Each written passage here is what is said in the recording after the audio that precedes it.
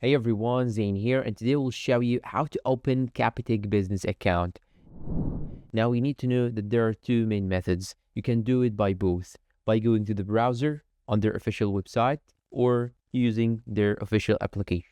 So I will show you both. First, you'll have to go and open your browser, whatever the browser you have. Then you should search here for Capitec Bank. And after that, scroll down till you find here business banking, tap on it. Then it will show you here these options. You can simply click on open an account on top right corner right here, or simply scroll down till you find here open an account.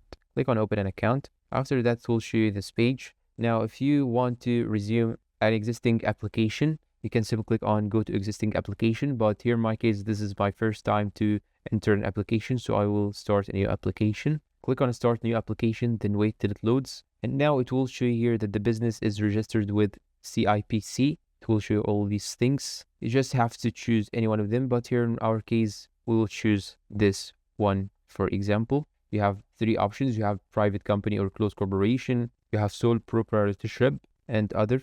But here in my case, I'll select the first option. Here it will show you here what it does and what do you need to open an account. So click on get started. Now it will ask you who owns shares in this business. You can choose all things or just click on individual persons. And now you will have to enter your SAID number, then add your business registration number, add your registered business name, the cell phone number of yours, your email address, confirm it, check this box, and after you finish, click on create profile, and you're all done.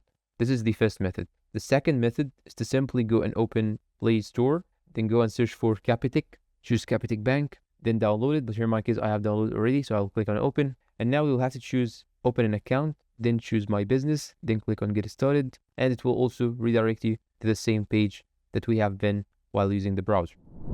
And that's all for today's video. If you find it helpful, please don't forget to support us with like, subscribe, comment, share. Thanks for watching and see you in a new video.